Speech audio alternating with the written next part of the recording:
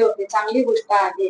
कदाचित अजमेरला जाऊन हिंदुत्ववाद्यांचं सरकार यावं यासाठी त्यांनी अजमेरच्या दर्गा शरीफला त्यांनी कदाचित प्रार्थना केली असेल, असू शकते. महाविकास आघाडीची महत्वाची बैठक मुंबईत पार पडली. जागा वाटतं आज केंद्र होऊ शकेल. शिवसेनेची काय रणनीती सांगितली जात नाही भैया. नाही, रणनीती कशी सांगायची? ती रणनीती आहे म्हणूनच ती क्लोज राहणार आहे. आणि जागा वाटपाच्या संबंधाने आमच्यामध्ये काहीच मनमुटाव नाही. जवळपास सगळ्या जागा आता क्लिअर होत आलेल्या आहेत. पुण्यातली ही हडपसरची जागा आता क्लिअर झालेली आहे. आता ज्या जागा राहिलेल्या आहेत त्या एक 15 ते 18 जागांच्या संबंधाने 15 ते 18 जागांच्या संदर्भाने आता फक्त चर्चा उरलेली आहे. त्या 15 ते 18 जागा त्यामध्ये मुंबईची कुलाबा शिवडीची जागा असेल, श्रीगोंदा की पारनेर अशी एक परिस्थिती आहे. तिकडे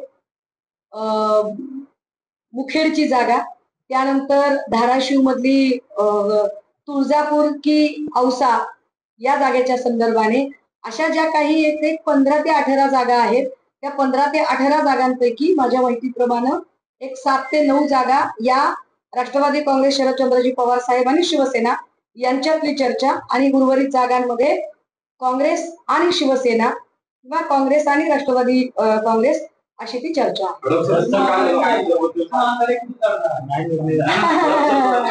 सुषमा अंधारे महाविकास आघाडीच्या 288 उमेदवारांच्यासाठी लढणार आहेत सगळीकडे. हडपसरची जागा शिवसेनेची जागा आहे, महादेव बाबर लढवणार आहे. महाविकास आघाडीकडून हडपसरची जागा ही शिवसेनेला. मी स्टेटमेंट करते आणि मी माझ्या पक्षाशी हे व्यवस्थित बोलल्या, अर्थात पक्षातली उमेदवारी कोणाला द्यायची या संबंधाने सन्मान्य पक्षप्रमुख उमेदवारांची यादी जाहीर करतील. मात्र हडपसरची जी जागा आहे ही जागा ही शिवसेनेची जागा आहे.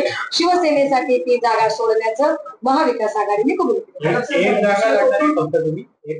नाही, आम्ही 3 जागांची मागणी केली, त्याच्यावर अजूनही ठाम आहोत. आता कोथरूड आणि वडगाव शेरी अशा 2 जागा राहिलेल्या आहेत. सो त्या संबंधाने पण चर्चा चालू आहे आणि तशीच चर्चा तिकडे श्रीगोंदा आणि पारनेरच्या संबंधाने चालू आहे. एवढं सांगितलं मला जागा पण सांगून झालं. शिवसेना किती जागा लागल्या महाविकास आघाडीला?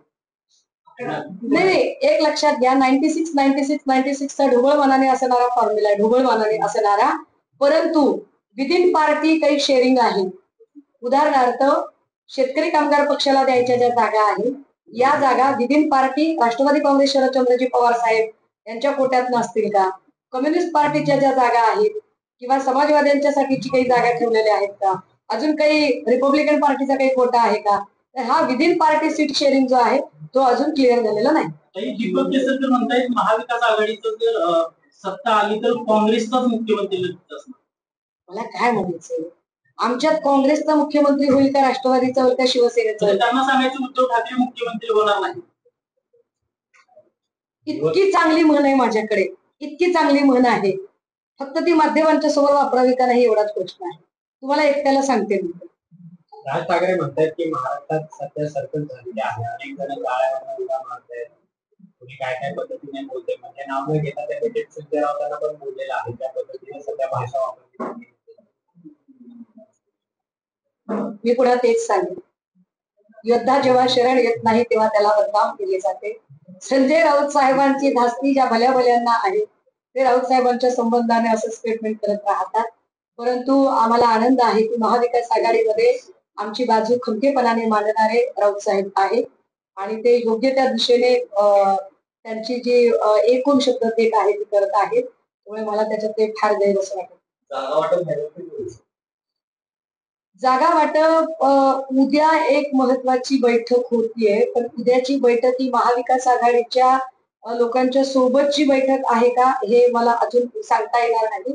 परंतु जे सर्वे आहेत विदिन पार्टीचे जे सर्वे आहेत ते जवळपास 7 आणि 8 म्हणजे आज आणि उद्यापर्यंत कंप्लीट झालेले असणार आहेत आणि त्या सर्वेच्या अनुषंगाने पुन्हा एकदा त्या जागांचा गोषवारा मांडला जाईल आणि त्याच्यावर पुन्हा म्हणजे काही ठिकाणी कदाचित असं असू शकतं की एखादी जी जागा आहे ती जागा जागा जरी समजा शिवसेनेची आहे पण उमेदवार तिकडे काँग्रेसचा बलशाली आहे किंवा जागा काँग्रेसची आहे उमेदवार शिवसेनेचा बलशाली आहे, तर अशा वेळेला एक म्युच्युअल अंडरस्टँडिंग होऊ शकतं.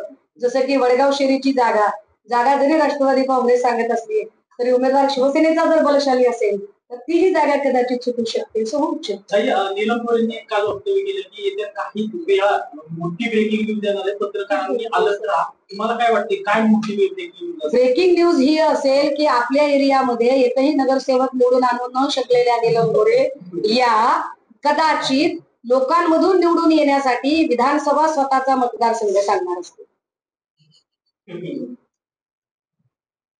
त्याच्यापेक्षा ब्रेकिंग काय असू शकतं त्यांच्याकडून? त्यांनी स्वतःला आजमावून बघितलं पाहिजे ना की किती लोक त्यांना मत देतात. त्यांनी बिलकुल लढावं आणि एकनाथ शिंदेची लाडकी बहीण म्हणून एकनाथ शिंदेनी त्यांना एक जागा देऊन बघावंच की नीलम गोरेंची लोकांमधली पत किती आहे. हे मी ऑन रेकॉर्ड सांगते, नीलम गोरेंची लोकांमधली पत किती आहे हे नीलम गोरेंनीही आजमावून बघावं आणि आपली लाडकी बहीण म्हणून त्यांना तिकीट देऊन एकनाथ शिंदेनी सुद्धा आजमावून बघावं. कुर्ल्यातून तुम्हाला उमेदवारी मिळणार अशी चर्चा आहे, काय चर्चा झाली? कुर्ल्याची जागा ही ऐका, कुर्ल्याची जागा ही राखीवची जागा आहे. कुर्ला असेल, अंबरनाथ असेल अशा राखीव जागांवरून माझ्याबद्दल जेव्हा चर्चा होते तेव्हा आंबेडकरी चळवळीत मी ज्या डेडिकेशनने काम केलेलं आहे त्या डेडिकेशनचा मला आनंद आणि अभिमान वाटतो. मात्र मी जरी चळवळी डेडिकेशनने काम केलं असलं तरी मी राखीव प्रवर्गात येत नाही, मी खुल्या प्रवर्गात येते. त्यामुळे कुठल्याही राखीव जागेमधून माझ्या नावाची चर्चा ही अशक्य आहे.